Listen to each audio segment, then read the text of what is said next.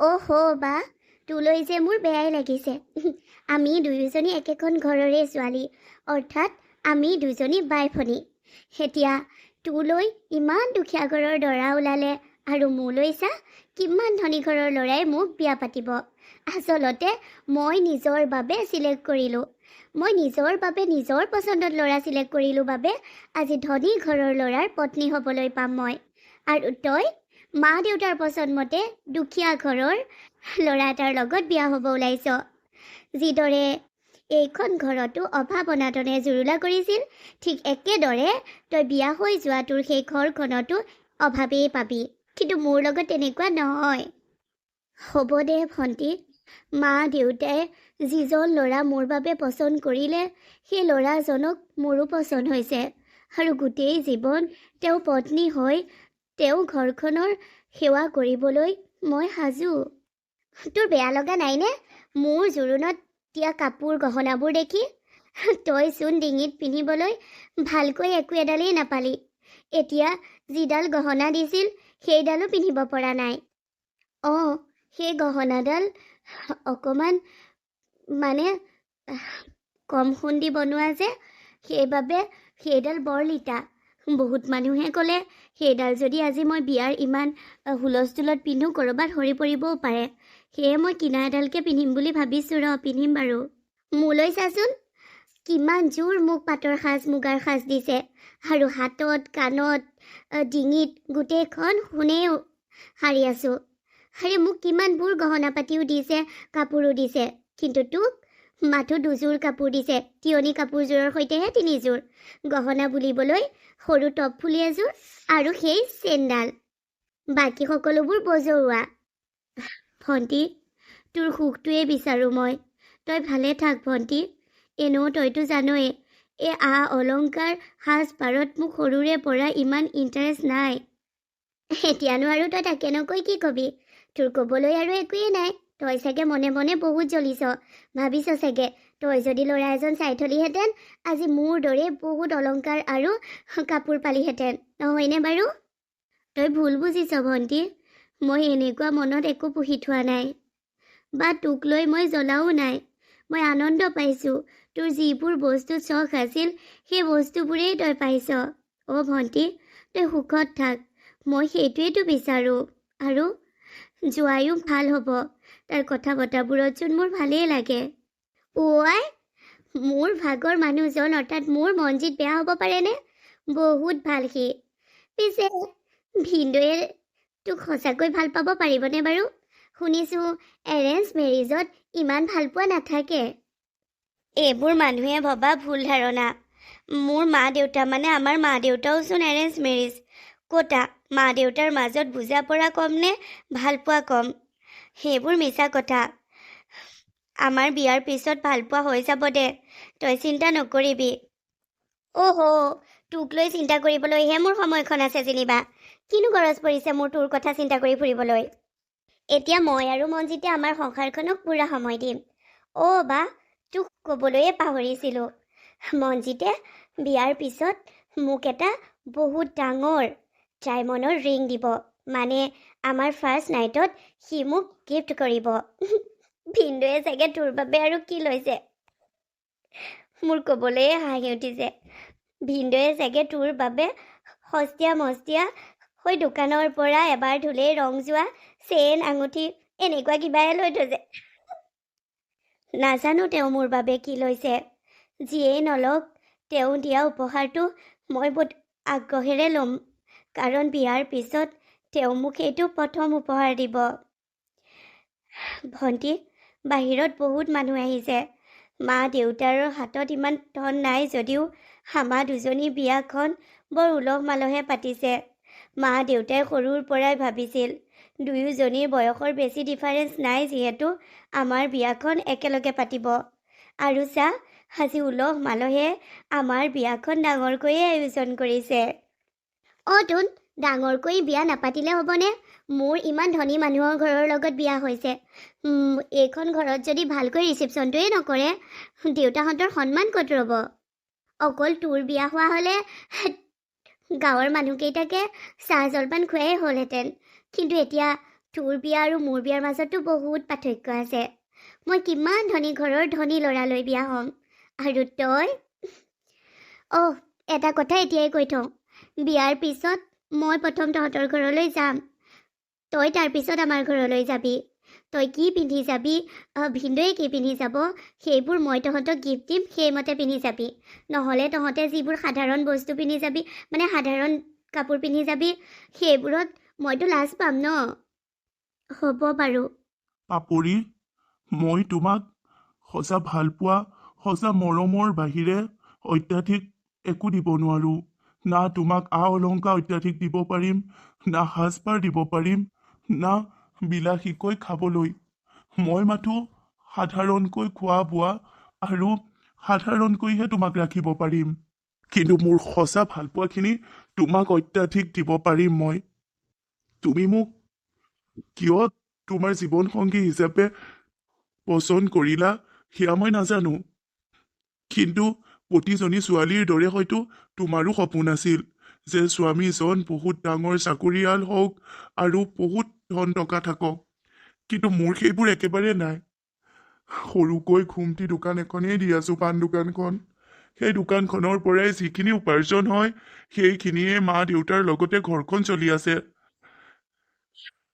খেতি বাতি বুলিবলৈ যি নিজৰ মাটি আছে আধা বন্ধকতেই আছে। ভণ্টিক বিয়া দিওঁতেই বন্ধকত দিয়া হৈছিল, বাকীখিনিতে আৰু খেতি কৰি আছো। এই বিষয়ে আপুনিচোন মোক বিয়াৰ আগতো কৈছিল, আকৌনো কিয় ক'ব লাগে একেবোৰ কথাকে? আৰু আপুনি ভবাৰ দৰে, চব ছোৱালীৰ দৰে মোৰ অত্যাধিক ধন টকা পইচা থকা ল'ৰাৰ লগত সংসাৰ কৰাৰ সপোন নাছিল। আনকি সকলো ছোৱালীয়ে এনেকুৱা সপোন নাথাকে। কিছুমান ছোৱালীয়ে ধন টকা থকা বহুত ধনী ল'ৰা বিচাৰে, কিন্তু অন্য কিছুমান ছোৱালীয়ে এজন সৎ পুৰুষক স্বামী হিচাপে বিচাৰে, আৰু মই তাৰ লগৰে। মই আপোনাক মোৰ স্বামী হিচাপে পাই সুখী। সঁচাকৈ কৈছানে? আপুনি তাৰমানে মোক মিছলীয়া বুলি ভাবিছে? মই সঁচা কৈছোঁ। মই মাৰ ঘৰখনতো অত্যাধিক লাভ বিলাসত ডাঙৰ হোৱা নাই, আৰু স্বামীৰ গৃহতো সেই সপোন বুকুত বান্ধি অহা নাই। নিজৰ কষ্টৰে কৰি আনৰ ওচৰত ভিক্ষা নোখোজাকৈ, চুৰ নকৰাকৈ মাথো চলি থাকিব পাৰিলেই হ'ল।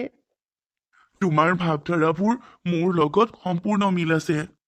আৰু আপোনাৰ দৰে ময়ো আপোনাক সঁচা ভালপোৱা অত্যাধিক দিব পাৰিম। মোৰ লগত মা দেউতাই বেছি যৌতুকো দিব নোৱাৰিলে, কাৰণ আমাৰ মা ঘৰখনো ইমান চহকী নহয়। আনফালে ভণ্টিও ইমান ধনী ঘৰলৈ বিয়া হৈছে, তাইৰ লগতো দুপটমান নিদিলেও বেয়া হ'ব। আৰু দেউতাই কৈছিল, তাই যিহেতু ধনী ঘৰৰ, তাইৰ লগত নিদি তোৰ লগতে দিওঁ। মই মানা কৰিলোঁ। ধনী ঘৰৰ লগত ষ্টেটাছ মিলাবলৈহে অলপ বস্তু দিব লাগে। তাহাঁতৰ ঘৰত থকা বস্তুবোৰ বাৰু নালাগে, নথকাখিনিতো দিব লাগে। পিছে ভণ্টিৰ ঘৰৰ পৰাই মানা কৰিলে যে ফ্ৰিজ, ৱাশ্বিং মেচিন এইবোৰ একো দিব নালাগে, বিচনাও দিব নালাগে। তাৰ বিনিময়ত তেওঁলোকে পইচাটো বিচাৰিলে, আৰু দেউতাই দিলে। ধনী মানুহ তেওঁলোক। যৌতুক নালাগে বুলি কৈছিল, ভাবিছিলোঁ নালাগে, কিন্তু যৌতুক নালাগে, কিন্তু যৌতুকৰ নামত যিখিনি পইচা থৈছিল সেইখিনি বিচাৰিলে। সম্পত্তি নল'লে কি হ'ল, পইচায়ে যৌতুক হিচাপে ল'লে। আৰু আমাৰ দুজনী ফাৰ্নিচাৰৰ নামত দেউতাই 4 লাখ টকা মাটি বিক্ৰী কৰি জমা কৰি ৰাখিছিল। সেই 4 লাখ টকাৰে 2 লাখকৈ আমাক যিখিনি ফাৰ্নিচাৰ পাইছে বা বস্তু যোগাৰ কৰিব পাৰিছে সেইখিনিকে দিছে।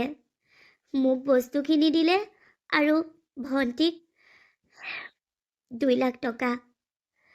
বস্তুখিনি ইমান দিব নোৱাৰিলে। আজিকালিনো কাঠৰ দাম কিমান হৈছে গম পাইছেই আপুনি। সেয়ে যিখিনি প্ৰয়োজনীয় সেইখিনিয়ে দিলে। এইবোৰ আজিকালি যে ছোৱালীৰ লগত দিয়ে, ফ্ৰিজ, ৱাশ্বিং মেচিন, টিভি, গেছ, এইবোৰ মোৰ লগত দিব নোৱাৰিলে। হ'ব দিয়া, আমি সেইবোৰৰ একো আশা নকওঁ। একো নিদিয়া হলেও একো কথা নাছিল। আমি তোমাৰ নিচিনা এজনী লখিমী বোৱাৰী পাইছো ঘৰখনত। মোৰ বাবে লক্ষী পত্নী পাইছো, মোৰ অৰ্ধাংগিনী পাইছো, তোমাক পাইছো, এয়াই বহুত। আপুনি সঁচাকৈ কৈছেনে? সঁচা কৈছো, তোমাক পাইছো, এয়াই মোৰ বাবে বহুত। আমিনো তোমাক জোৰোণত কি দিব পাৰিলো? আমিয়ে ভালকৈ দিব নোৱাৰিলো, আৰু তোমাৰ পৰা আমাক যৌতুক কিয় লাগে? শুনা, কিবা যদি আমনি পোৱা, মোৰ ফোন এটা আছে ন সৰু সুৰা, ফোন কৰি দিবা। মই এতিয়া দোকানলৈ যাওঁ। হ'ব দিয়ক, মায়ে মোক আজি গাঁও ফুৰাবলৈ নিব। আমনি পাবলগীয়া একো কথাই নাই, মাৰ লগত ফুৰিবলৈ যাম। হ'ব দিয়া, মই তেন্তে দোকানলৈ যাওঁ। যাওঁ। মা, আপুনি ইয়াতে বহি আছে, মই মঞ্জিতক ইমানকৈ চিঞৰি আছো, আপুনি এষাৰো মাত দিয়া নাই কিয়? দেখিছিল নেকি মঞ্জিত ক'ত গৈছে? মোৰ ল'ৰা আউট অফ চিটি গৈছে। Out of city?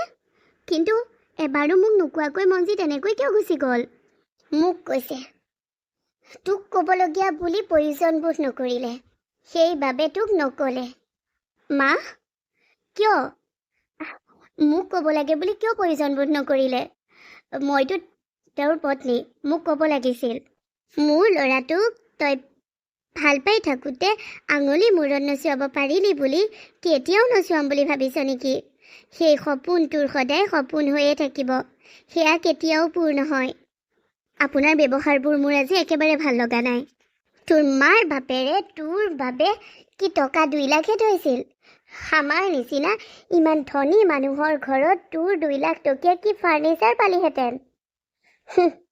বাপেৰ মাৰে যৌতুক দিব নোৱাৰিলে, তোৰ নিচিনা এটা বুজা গোটেই লাইফটো মোৰ ল'ৰাটোৱে কঢ়িয়াই ফুৰিব লাগিব। মই মঞ্জিতৰ বাবে বুজা নহয়, আপুনি মোক এনেকৈ নক'ব। তই বুজা হয় বুজা। শুন এটা কথা, আজিৰ পৰা এইখন ঘৰত কাম কৰা মানুহ অহা বন্ধ। ঘৰৰ সকলোবোৰ কাম কৰি ভাত ৰন্ধা পৰ্যন্ত তই কৰিব লাগিব, বুজিলি নহয়? কিন্তু কিয় মই এইবোৰ কাম কৰি? বিয়াৰ আগতচোন আপোনালোকে মোক বৰ কৰিছিল, আনকি মঞ্জিতেও মোক কৈছিল যে মই ঘৰত ৰাণীৰ দৰে থাকিবলৈ পাম, একো কাম কৰিব নালাগে। তেন্তে এতিয়া ঘৰৰ কাম কৰা মানুহ বাহিৰ কৰি মোক কিয় কামত লগাইছে? কিয়নো তই সেইবোৰৰেই যোগ্য। আপোনাৰ কথা মতে মই কাম কৰা মানুহ হ'ম, এয়া কেতিয়াও নহয়। তই বেছি কথা নকবি। মাৰ বাপেৰে লগত ভাল একো এটা দিবই নোৱাৰিলে, এতিয়া তোৰ দম্ভালি নুশুনো আমি। মঞ্জিত আহিলে আপোনাৰ বিষয়ে সকলোবোৰ কথা ক'ম। আপুনি মোক যৌতুকক লৈ কথা শুনাইছে। কবি, মোৰ ল'ৰাক চাওঁ, তই মোৰ বিষয়ে বেয়াকৈ কৈ কেনেকৈ মোৰ পৰা আঁতৰাও। তোমাক মই অথনিৰ পৰা কৈ আছো যে মোক পাৰফেক্টকৈ কফি একাপ বনাই আনি দিয়া। এতিয়ালৈকে ইয়াতে আছে যে কিয়? মঞ্জিত, তুমি দেখা নাই নেকি মই কিমান কাম কৰি কৰি ভাগৰুৱা অনুভৱ কৰি ৰুমটোলৈ আহিছোঁ, আৰু তোমাক কফিৰ যোগাৰ দিব লাগে এতিয়া? প্লিজ ঘৰখনলৈ কাম কৰা মানুহ মাতি দিয়া। বিয়াৰ আজি এমাহ পাৰ হৈ গ'ল, সেই এমাহে মই কিমান ঘৰখনত কাম কৰিব লগা হৈছে। কাম কৰা মানুহ মায়ে বন্ধ কৰি দিছে অহা। কিয়? তুমিচোন মোক ৰাণীৰ দৰে ৰাখিম বুলি কৈছিলা, এয়া কি? কাম কৰা মানুহ লাগে তোমাক? তুমি এনেই ঘৰৰ ভিতৰত শুই বহি খাবলৈ পাবা। ইমান ধুনীয়াকৈ ঘৰত খাব পাইছা, ইমান দামী ঘৰত থাকিবলৈ পাইছা, দামী গাড়ীত উঠিবলৈ পাইছা, তাৰ বিনিময়ত কি তুমি ঘৰখনত একো নকৰিবা? মঞ্জিত, বিয়াৰ আগৰ মঞ্জিত আৰু এতিয়াৰ মঞ্জিতৰ মাজত কিয় ইমান মই পাৰ্থক্য পাইছোঁ? কাৰণ তোমাৰ মা দেউতাৰাই মোৰ মা আৰু পাপাই বিচৰা ধৰণেৰে যৌতুক নিদিলে। মাথো 2 লাখ টকা দিছে তোমাৰ লগত। তোমালোকে যৌতুকৰ আশা কৰা, আগতেচোন তুমি কৈছিলা একোৱে দিব নালাগে। বস্তু দিব নালাগে বুলি কৈছিলো, পইচাটো দিব নালাগে বুলি কোৱা নাছিলো। তোমালোকৰ ঘৰত ইমানবোৰ সা সম্পত্তি থকাৰ পিছতো মোৰ দুখীয়া মা দেউতাৰ পৰা যৌতুকৰ আশা কিয় কৰা? চুপ থাকা, ইমান প্ৰশ্ন নকৰিবা মোক। সিমান এখন দুখীয়া ঘৰৰ ছোৱালী এইখন ঘৰত যে বোৱাৰী হ'ব পাইছা, সেইটোৱে সুখৰ কথা বুলি ভাবা। বেছি তৰ্ক কৰিবা, বিবাহ বিচ্ছেদ হ'ব, আৰু কি হ'ব? মঞ্জিত, তুমি এইখন ঘৰত আমাৰ মতেই চলিব লাগিব। আমাৰ মতে নচলিলে তুমি এইখন ঘৰৰ পৰা একেবাৰে চিৰদিনৰ বাবে গুচি যাব লাগিব। হ'ব তেন্তে, মই তোমালোকৰ মতেই কথা শুনি ইয়াতে সংসাৰ পাতি থাকিম। এতিয়া মই সংসাৰ ভাঙি গুচি গ'লে মোৰ মা দেউতায়ো কষ্ট পাব, আৰু সমাজতো মানুহৰ আগত লাজ পাব, ময়ো লাজ পাম। যি কোৱা সেয়াকে শুনি তোমাৰ লগতে থাকিম মই।